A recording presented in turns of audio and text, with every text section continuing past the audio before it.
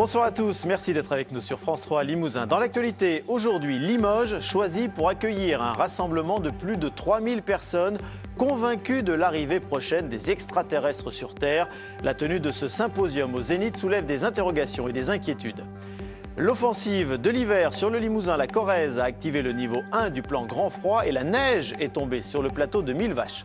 Le sport, c'est la santé, mais c'est aussi un remède pour le corps et l'esprit après un cancer. L'hôpital de jour La Chênaie a mis en place un programme post-traitement qui a démontré son efficacité. Le sport et la santé, nous en parlerons avec Cécile Gauthier dans ce journal.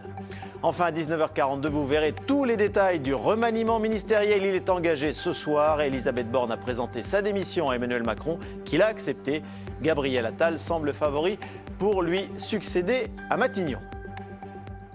Ce n'est pas un film de science-fiction. Près de 3000 personnes convaincues de l'arrivée prochaine des extraterrestres sur Terre ont prévu de se rassembler au mois de mars au Zénith de Limoges. Seulement, au-delà du caractère un petit peu farfelu de l'événement, se cachent des théories beaucoup plus inquiétantes et l'organisation de ce symposium soulève de sérieuses interrogations. Marine Guigné, Frédéric Borde.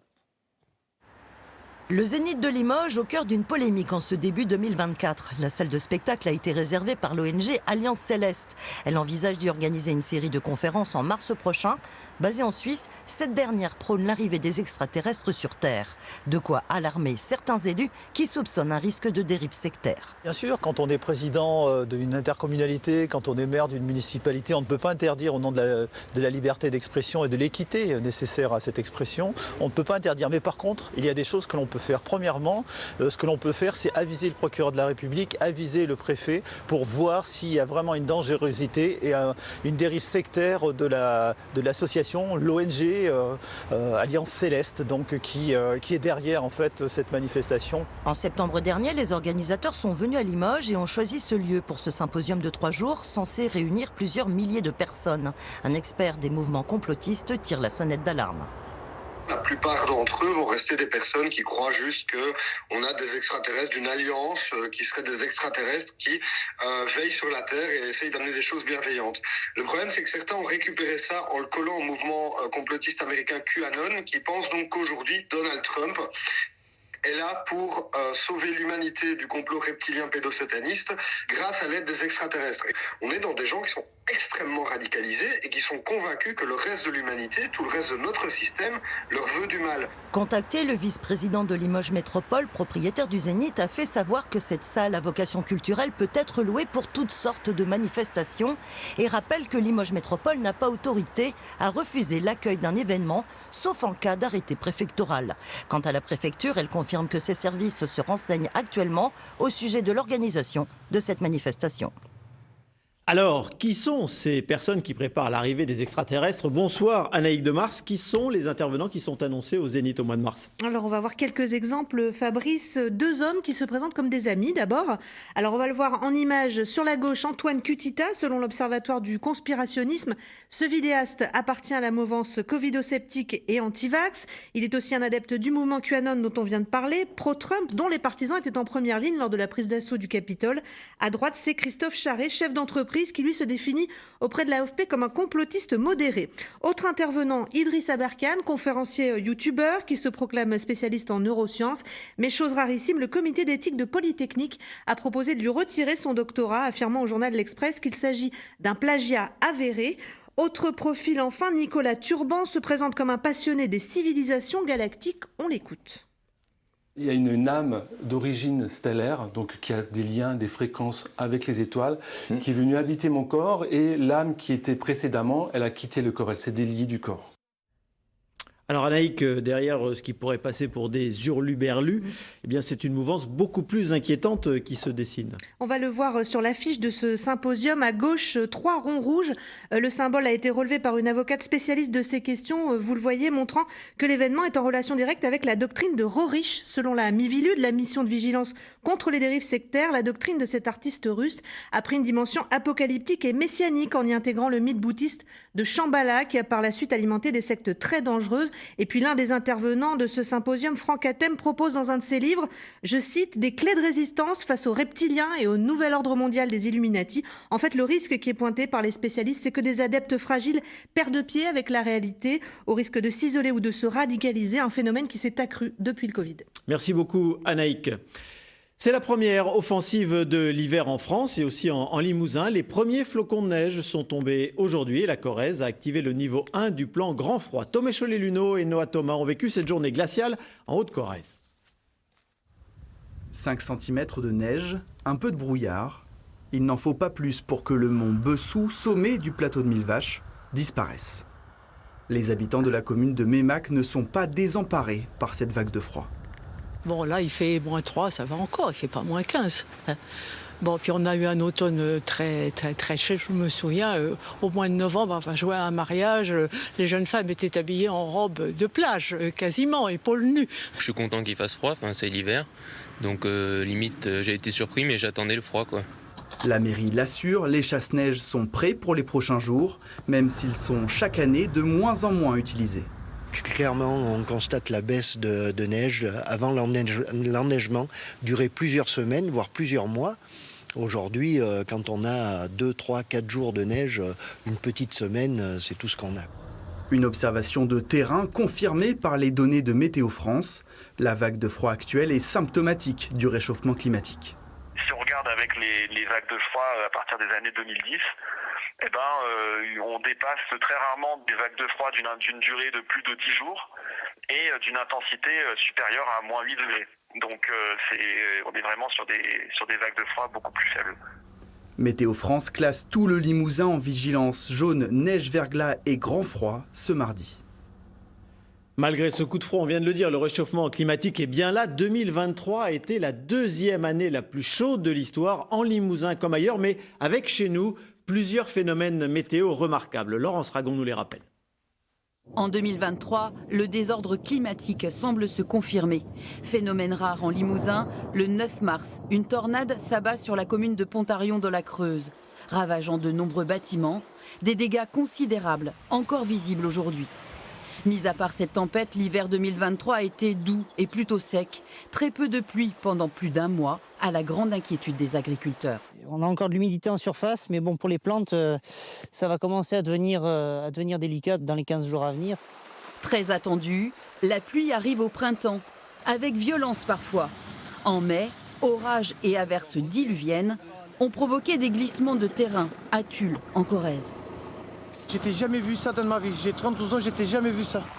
Alerte sécheresse au milieu de l'été. Le terrain de rugby de Malmort est impraticable.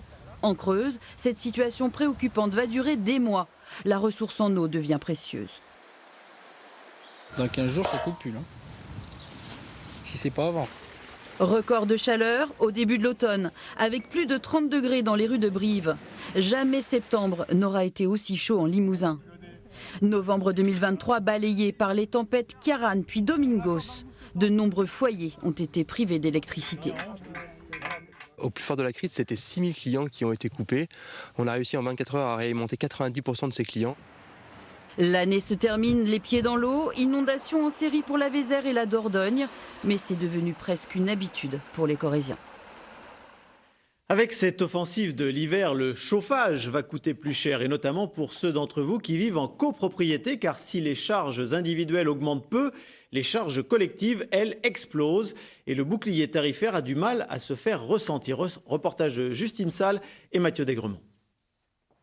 Charline habite en copropriété et se chauffe au gaz. Ses charges individuelles ont peu augmenté, contrairement aux charges de la copropriété. Si on était un individuel, le niveau du coût du gaz serait bien moins important.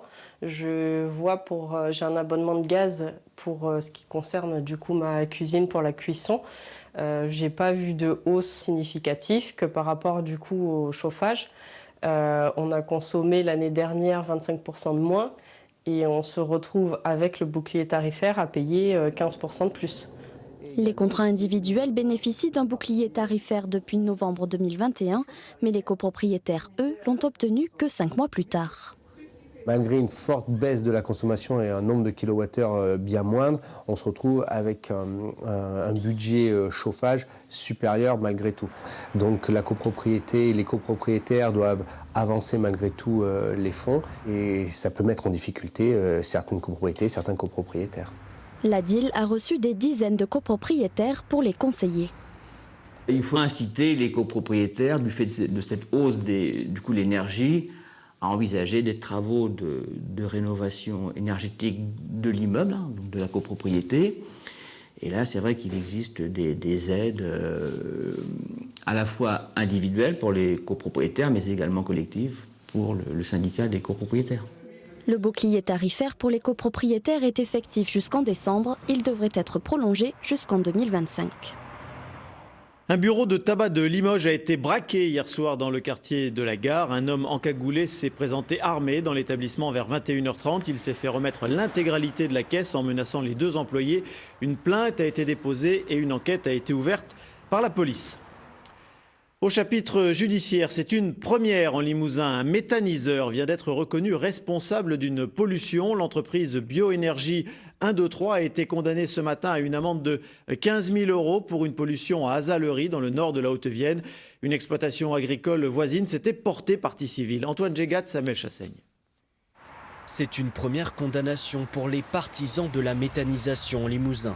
La société Bioénergie 123, qui regroupe 74 agriculteurs, reconnaît avoir porté atteinte à l'environnement et à la santé d'un cheptel. Au printemps 2021, l'entreprise achève la construction de son méthaniseur dans la commune d'Azalerie. Des milliers de tonnes d'herbe et de seigle en état de putréfaction y sont déjà stockées sans autorisation. Après de fortes pluies, des effluents toxiques se déversent jusque dans les pâturages de cette famille d'éleveurs, à quelques centaines de mètres.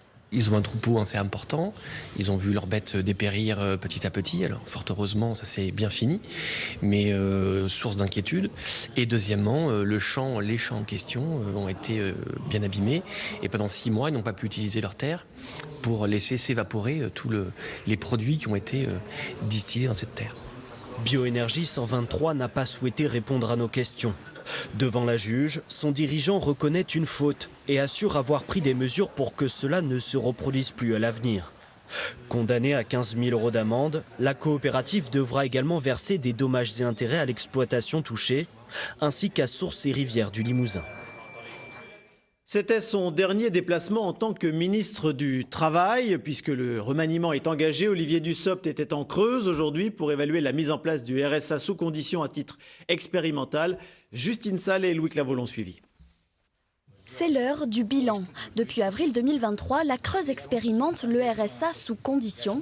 Les 3000 allocataires que compte le département doivent déclarer 15 à 20 heures d'activité par semaine pour continuer à toucher 607 € par mois.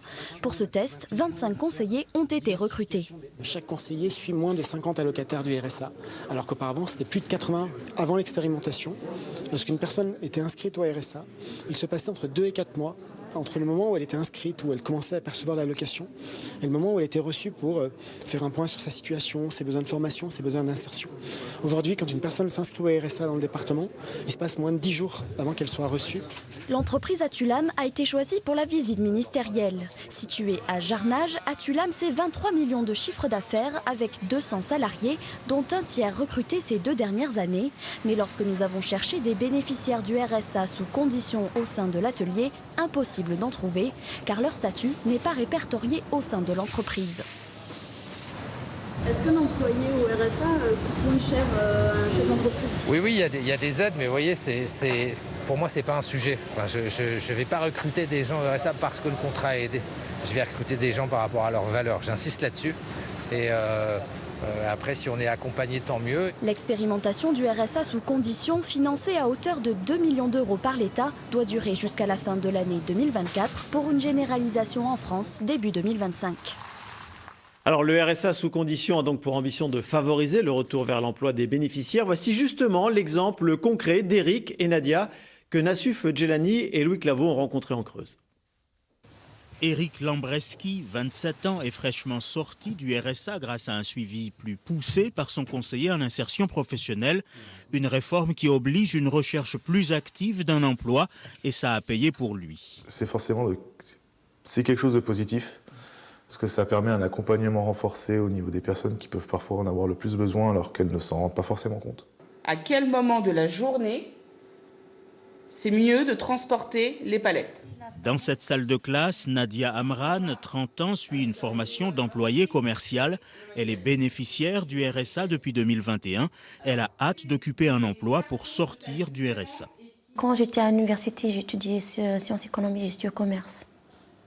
C'est pour ça que le commerce, il m'a intéressée. 6 mois de formation pour apprendre le fonctionnement d'un magasin.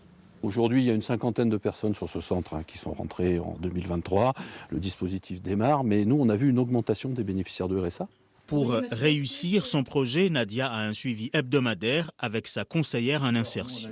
C'est quelqu'un qui savait déjà un petit peu dans quel domaine elle voulait se diriger, qui est très motivée aussi. Et, voilà. Enfin, moi, je l'ai appelée un vendredi pour une inscription le lundi et elle a été partante tout de suite. L'objectif, c'est de sortir en effet du RSA et qu'on ait voilà, peut-être 100% d'emploi au mieux. Aujourd'hui, sur les 538 personnes rentrées dans le dispositif d'accompagnement renforcé en Creuse, 52 ont déjà signé un CDD de plus de 6 mois ou un CDI. Le sport, c'est la santé. La formule est bien connue. Nous allons y consacrer le dossier de ce journal avec Cécile Gauthier. Bonsoir Cécile. Bonsoir. Alors plus que de sport, Fabrice, on va parler tout simplement d'activité physique. Bouger pour rester en pleine santé parce que l'ennemi, c'est la sédentarité. Sédentarité égale danger. La sédentarité, c'est la première cause de mortalité évitable en France. Pire que le tabagisme, plus jusqu'à 25% de risque de cancer, notamment du sein ou du côlon, plus 27% de risque de diabète. La sédentarité, c'est rester assis sur une chaise, sur un fauteuil de 7 à 8 heures par jour. Plus 30% de risque cardiovasculaire et puis des risques de troubles cognitifs également, des risques de démence ou de développer la maladie d'Alzheimer. Les bienfaits de l'activité physique, ils vont toucher tout votre corps. Les muscles, vous allez être plus tonique. Les articulations, le squelette, même si on a mal aux genoux ou aux coudes, on peut bouger et avoir une activité physique. Le cœur, on l'a dit, moins 30% de risque cardiovasculaire. Le cerveau, on l'a dit également, mais également des bienfaits sur le stress, l'angoisse, le sommeil, l'humeur. L'activité physique, elle soigne même la dépression et puis moins de risque de cancer, moins 25%, et elle booste l'immunité. Il y a un chiffre dont il faut se rappeler, Fabrice, c'est le chiffre 30. C'est très simple, hein. La sédentarité, rester assis 8 heures par jour, augmente de 30% les risques de mortalité, alors qu'une activité physique de 30 minutes par jour va faire baisser ce risque de mortalité de 30%. Si vous avez du mal à vous y mettre seul, sachez qu'en Limousin, il y a pas mal de structures qui peuvent vous y aider. On en parlera tout à l'heure avec notre invité. Mais pour l'heure, on va voir cet exemple de femmes. Elles sont en lutte ou elles ont vaincu un cancer du sein et elles se rendent actuellement à l'hôpital de jour La Chênaie où un dispositif leur est proposé pour bouger, pour se soigner. François Clapeau, Andrea Ballot. À la recherche d'un nouvel équilibre. Ces femmes n'étaient pas forcément sportives. Leur point commun, c'est le cancer du sein. Elles sont au milieu ou en fin de traitement. Stop. 2 profils. Parce que si vous restez de face, vous avez que ça d'allonge. Alors que si vous mettez de profil, vous pouvez tirer beaucoup plus loin. Après des mois difficiles de traitement et d'effets secondaires, le programme Pas à Pas doit les aider à reprendre pied. J'aimerais bien voilà, une bonne remise en forme pour pouvoir retrouver une vie normale, retravailler. Moi, j'avais qu'une chose en tête depuis que j'ai su que j'étais malade. Je dis, de toute façon, je me battrai jusqu'au bout. Il est hors de question que je parte maintenant. Et je pense que c'est ce qui a fait ma force. Et je suis fière d'être là aujourd'hui et d'être comme je suis. Ça va? Ça tire pas trop? Pendant 6 semaines, sur des demi-journées, les ateliers s'enchaînent en complément des traitements médicaux. Au programme, il y a toujours du sport, mais aussi des séances de psychologie, de diététique ou encore d'art-thérapie. Le temps du traitement, en fait, le temps est différent qu'un temps normal où la personne, où elle a une activité, où elle a son travail, où elle s'occupe de ses enfants. Le fait de revenir ici permet de redonner du rythme à la vie au quotidien. Vous marchez 6 minutes, vous avez le droit d'accélérer, de ralentir, de vous arrêter. Selon la Haute Autorité de Santé, pendant un cancer, l'activité physique permet de réduire la fatigue, la douleur, l'anxiété, Dans certains cas, elle fait baisser le risque de récidive. Ce programme est aussi fait pour que les patients et les patientes diminuent leur niveau de sédentarité et augmentent leur niveau d'activité physique. Il y a ce test-là, mais d'autres tests qu'on va faire par la suite, hein, des tests d'équilibre, des tests de force, des tests de souplesse et des questionnaires de qualité de vie également. Il faut juste que je lui demande... Alors on arrive à 1 minute. Ce programme n'a qu'un effet secondaire, la création de liens entre les participants. Des mois plus tard, ce groupe se retrouve pour des séances de sport ou de simples moments conviviaux. On veut souvent épargner nos conjoints, nos parents, nos enfants. On va toujours un petit peu botter en touche ou donner le change, alors que là, on a été de plein pied tout de suite et on appelle un chat et ça fait vraiment beaucoup de bien. On a sorti des sujets qui étaient complètement dans l'intimité de couple, de famille et autres. Et c'est sorti, mais naturellement et spontanément, et rapidement. C'est le fondement même de l'amitié, c'est que voilà, ça dure quel que soit ce qui se passe, les événements ou le fait qu'on soit... même si on ne se voit pas tous les jours, mais c'est une vraie force. Pas à pas s'adresse à tous les cancers, à tous les âges.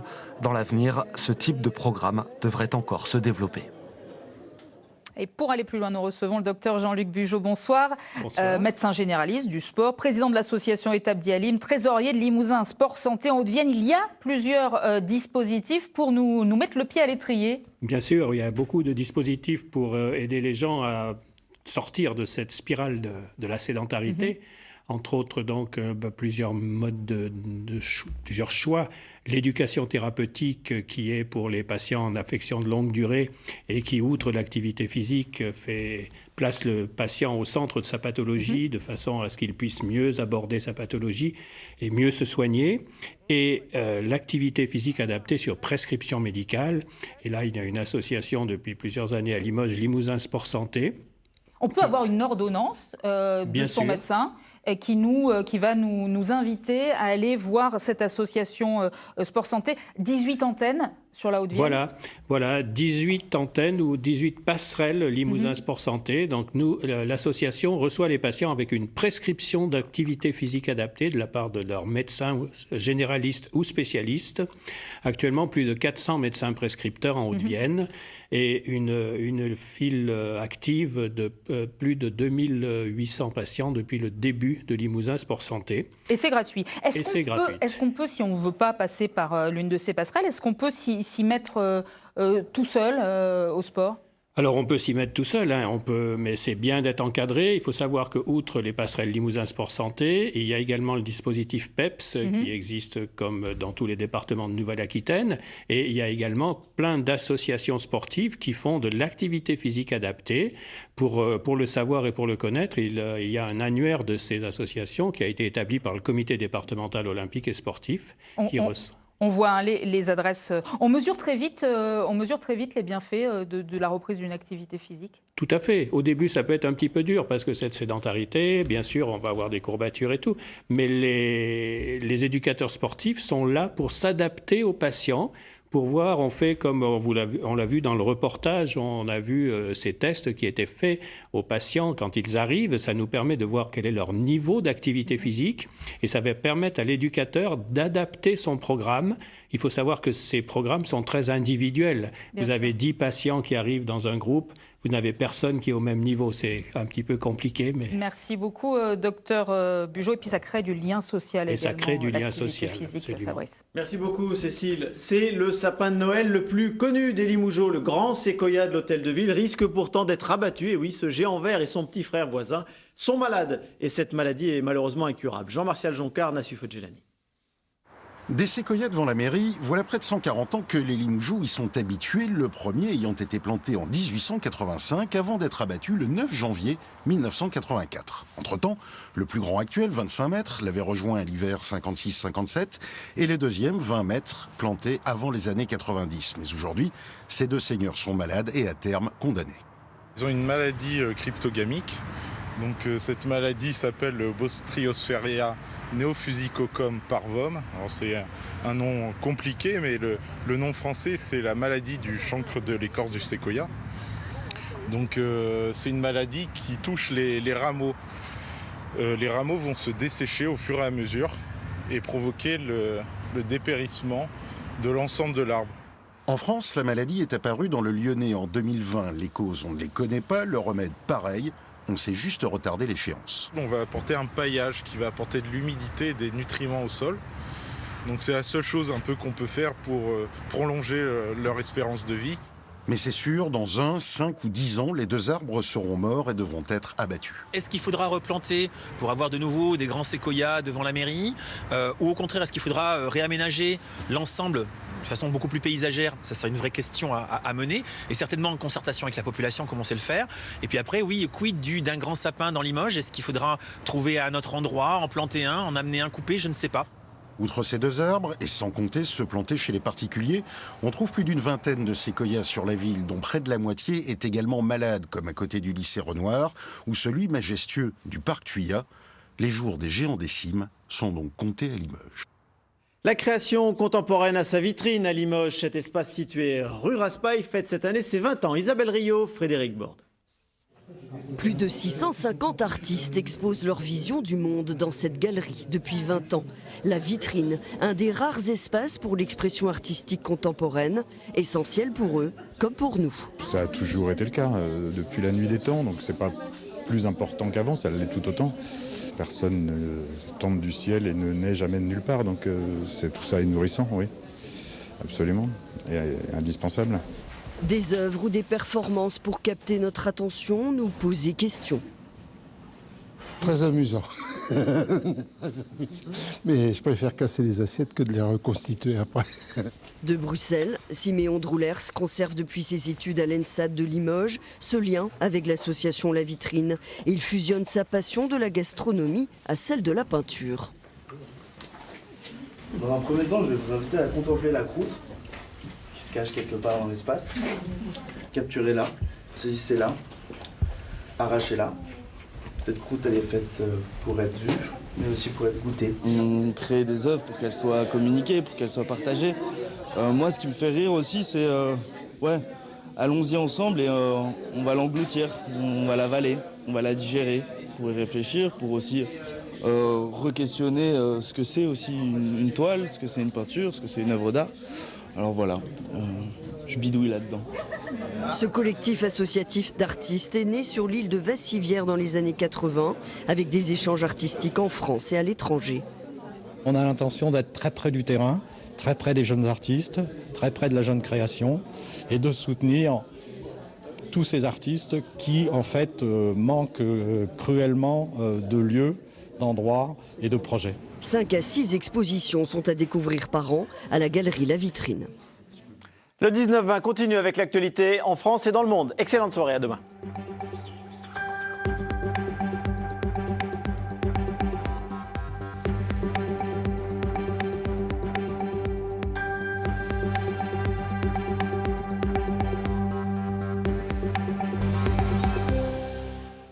Bonsoir ou rebonsoir, ici 19-20 la suite. Place à l'actualité en France et dans le monde et à la une. Après plusieurs jours de suspense, ça y est, Elisabeth Borne n'est plus Première ministre. Elle a présenté la démission de son gouvernement à Emmanuel Macron, qui l'a accepté. Le chef de l'État l'a remercié sur X pour son travail au service de la nation. On revient sur son parcours à Matignon avec Astrid Mesmorian et Xavier Rousseau. D'ordinaire en contrôle, Elisabeth Borne se lâche. Peut-être la Première ministre le devinait-elle lorsqu'elle se laisse aller à la détente en Guyane à l'approche du réveillon de la Saint-Sylvestre. Le surgissement de 2024 signerait son départ. Auparavant, maintes fois son éviction avait été évoquée, exigée par l'opposition. Je pense que Mme Borne aurait dû terminer son laïus en disant qu'elle partait. Je ne suis pas devin, mais Mme Borne, c'est fini. Pas de vin en effet, car la Première ministre opiniâtre s'accroche à son poste, résiste, malgré des relations froides avec Emmanuel Macron, tel un sacerdoce. Diriger une majorité relative pendant plus d'1 an et demi dans le chaudron de l'Assemblée. Madame la Première ministre, sentez-vous cette odeur de fin de règne? Elle est affaiblie par le parcours ubuesque de la loi immigration. En conséquence, le projet de loi est rejeté. D'abord rejeté, puis adopté fin décembre, après un bras de fer avec LR. Mais le texte durci heurte de plein fouet sa propre majorité. Début 2023, il y eut aussi les retraites réformées dans la douleur. Oui, nous devrons travailler progressivement un peu plus longtemps. Et la motion de censure évitée de justesse. Sous ses accents monocordes, discrètes, un brin techno pour certains, la polytechnicienne, deuxième femme première ministre depuis Édith Cresson, s'était finalement prise au jeu politique, son adversité. Elle qui fut affublée par l'opposition du sobriquet Madame 49.3, il faut dire qu'elle y a recours 23 fois. Aussi, sur le fondement de l'article 49, alinéa 3 de la Constitution, j'engage la responsabilité de mon gouvernement. À l'origine, son image était pourtant celle d'une fine négociatrice. Après les législatives, elle formule d'ailleurs le vœu du compromis au coup par coup. Une nouvelle page de notre histoire politique et parlementaire commence, celle des majorités de projets. Un vœu percuté par le réel, un vœu pieux. Second choix d'Emmanuel Macron, qui lui préférait une personnalité de droite. Quitte à être là, elle lui avait suggéré de l'essorer jusqu'au bout. Les vœux présidentiels du 31 décembre dernier avaient des airs de revoir. Tous ces mois passés ont donc été bien loin de l'impuissance qu'on nous prédisait. Et je veux ici tout particulièrement en remercier la Première ministre. Remercier, dans les deux sens du terme, Elisabeth Borne tire sa révérence avec le sentiment, dit-elle, du devoir accompli, soulagée aussi sans doute. Car la femme de gauche, telle qu'elle aimait à se dépeindre, fut surtout le moine soldat du second quinquennat. Un remaniement qui occupait tous les esprits depuis plusieurs jours. Alors, qui va rester, qui va partir? Il faut dire que la formation d'un nouveau gouvernement est toujours complexe entre équilibre des forces et parité. On rejoint Guillaume Darey devant l'Élysée en direct et vous revenez sur cette folle après-midi, Guillaume. Oui, Viana, tout a débuté ici à 15h où Elisabeth Borne est arrivée ici même au palais de l'Élysée. Son véhicule s'est arrêté dans la cour du palais. Là, on est descendu seul, un dossier sous le bras. Elle a pénétré à l'intérieur du palais où elle a été reçue par Emmanuel Macron. L'entretien a duré 1 heure. À l'issue de celui-ci, elle a regagné Matignon. Le chef de l'État, lui, a reçu les membres du Conseil constitutionnel, les autorités religieuses pour les traditionnels vœux de début d'année. Et c'est à l'issue de ces rencontres que le communiqué est tombé peu avant 18h. Infirmant justement cette information, expliquant justement qu'Elisabeth Borne avait présenté la démission de son gouvernement à Emmanuel Macron, qu'il avait accepté. Immédiatement, le chef de l'État a salué son travail, je cite, exemplaire sur le réseau social X. De son côté, dans sa lettre de démission, la Première ministre a affirmé que plus que jamais, il était nécessaire de poursuivre les réformes. On attend désormais le nom de son ou sa successeur. Parmi les noms qui sont les plus cités ce soir, eh bien, reviennent les noms de Julien de Normandie ou encore Gabriel Attal, le ministre de l'Éducation. Mais vous savez, dans ces cas-là, il faut rester très prudent tant que le communiqué n'est pas tombé. C'est vrai, merci beaucoup Guillaume Darey. Également dans l'actualité, l'offensive du froid avec des températures polaires dans tout le pays. Elle pourrait perdre plus de 10 degrés en seulement quelques jours. Le ministre du Logement a annoncé le déblocage de 120 millions d'euros supplémentaires pour l'hébergement d'urgence ce matin. Les précisions de Radija Adarezi et Perrine Aubert. Avec l'arrivée du froid, ces sans-abri sont venus s'accorder un moment de répit dans ce centre d'hébergement d'urgence à Paris. Depuis 11 ans, cet homme d'une soixantaine d'années passe ses nuits dans le métro. Je suis venu ici, moi surtout, pour me réchauffer un peu, quoi. Ouais, parce que dans le métro, il fait pas chaud. Hein. Donc là, comment vous vous organisez avec le froid qui arrive? Pour l'instant, j'ai rien organisé du tout. Il faut que je trouve quelque chose parce que je vais pas pouvoir rester comme ça dehors. Ce centre accueille 150 personnes le jour et 14 la nuit. C'est normal, vous venez du sud? Comme d'habitude. Quand on peut, on essaie de mettre des petites madeleines, des petits gâteaux. C'est surtout la boisson chaude qui est importante. Voilà, c'est ça. Gérard vit dans la rue depuis 4 ans. Il vient tous les jours dans la structure. Elle lui est devenue indispensable. On a le matin un petit déjeuner, on peut laver son linge, on veut rester propre sur nous. C'est la première dignité de l'homme. Aujourd'hui, le gouvernement a débloqué 120 millions d'euros pour renforcer l'hébergement d'urgence. Il faut que les personnes aient des solutions beaucoup plus rapidement. On ne doit pas attendre 3 ans, 4 ans, parfois 10 ans pour avoir des solutions quand on est dans l'hébergement d'urgence. Comme ici dans le Nord, le thermomètre pourrait descendre jusqu'à moins 6 degrés cette semaine. Des places d'hébergement d'urgence supplémentaires ont donc été ouvertes dans la région. Et vous avez peut-être ressorti les grosses doudounes et les sous-vêtements bien chauds. Il faut dire que les températures négatives ont un impact sur notre organisme et des incidents sur notre santé. On fait le point avec le docteur Damien Mascret. Les gelures des doigts, des orteils, du nez, des oreilles, voilà le premier danger qui menace lorsque la température baisse. En principe, un réseau superficiel de vaisseaux, petites artères et petites veines, fait circuler du sang chaud presque à la surface de la peau, ce qui permet d'entretenir les cellules. Mais si la température baisse au niveau de ce réseau superficiel qui se ferme, eh bien, il y a un risque de mort cellulaire et de gelure. Le deuxième danger, vital celui-là, c'est l'hypothermie. En principe, le corps fait tout pour maintenir la température centrale autour des organes vitaux à 36-37, quitte à laisser se refroidir les bras et les jambes.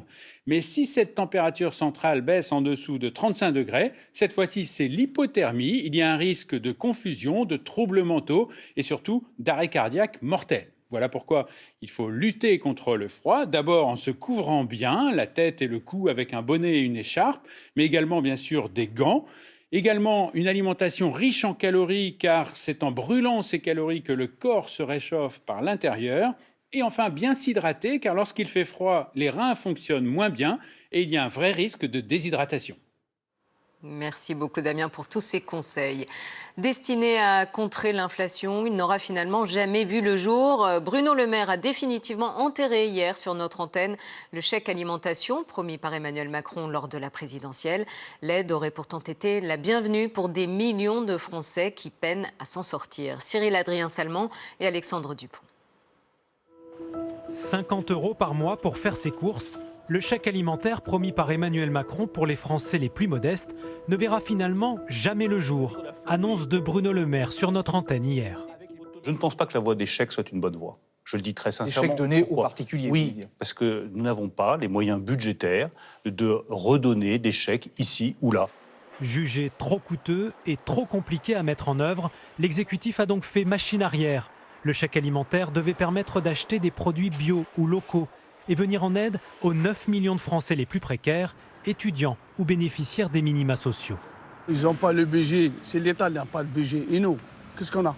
Quand même, 50 €, vous ne les trouvez pas par terre en marchand, n'est-ce pas? Ça fait des courses pour la semaine. Ça pourrait aider beaucoup d'étudiants et c'est vraiment dommage qu'ils y renoncent. En lieu et place, le gouvernement dit vouloir augmenter les subventions aux associations comme les Restos du Cœur ou les banques alimentaires qui comptent de plus en plus de bénéficiaires. Pour le Secours catholique, qui aide plus d'1 million de personnes chaque année, l'abandon du chèque alimentaire est un mauvais signal. Au Secours catholique, les personnes vivent avec 5 € par jour, une fois les dépenses contraintes payées. Donc vous vous rendez compte, 50 €, ce que ça peut représenter. Et donc on appelle vraiment à ce qu'il y ait des réponses qui soient faites à la hauteur de ces enjeux-là, parce que c'est vraiment un enjeu de cohésion sociale. Sauter un ou plusieurs repas, avoir recours aux associations caritatives pour manger. Selon une étude, 8 millions de personnes seraient en insécurité alimentaire en France. La grogne des VTC, plusieurs centaines de chauffeurs ont manifesté aujourd'hui dans toute la France. Et vous le voyez, ils étaient près de 200 à Marseille à avoir investi les rues du centre-ville avant d'emprunter l'autoroute. Ils protestent notamment contre l'augmentation du numerus clausus. Un mot de football, Franz Beckenbauer est mort, véritable légende allemande du ballon rond, surnommé le Kaiser. Il a été champion du monde comme joueur en 1974, puis comme entraîneur en 1990. Il a également entraîné l'Olympique de Marseille en 1990. Il s'est éteint à l'âge de 78 ans. Du cinéma et le triomphe pour le film français Anatomie d'une chute à Los Angeles. Le long métrage de la réalisatrice française Justine Triet repart avec 2 trophées aux Golden Globes, celui du meilleur film en langue étrangère et celui du meilleur scénario. Déjà à Palme d'Or à Cannes, le film s'impose aussi comme un succès en salle avec plus d'1,2 million d'entrées. Écoutez Justine Triet, très émue d'avoir été distinguée. C'est un peu irréel, là je m'attendais pas à ça, surtout quand j'ai entendu les noms à côté de moi, de ceux de Scorsese et tous les noms qui ont été annoncés dans les catégories différentes. Donc je suis très très émue et très étonnée, en fait je m'attendais pas à 2 prix comme ça d'affilée. Donc voilà, je suis extrêmement touchée de l'accueil et de... Voilà.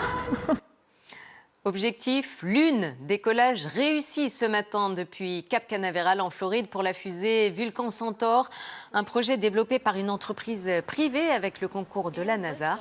À son bord, une sonde qui doit se poser sur la face visible de la Lune, une première depuis plus de 50 ans. Et grâce aux instruments expédiés, la NASA espère y étudier la composition de la surface ainsi que la radiation. Si tout va bien, elle devrait se poser sur la Lune le 23 février. Ce soir, sur France 3, du cinéma, un thriller sans froid avec Liam Neeson. Je vous souhaite une excellente soirée. À demain. Retrouvez toute l'actualité de votre région sur hdf.france3.fr et sur l'application ici par France Bleu et France 3.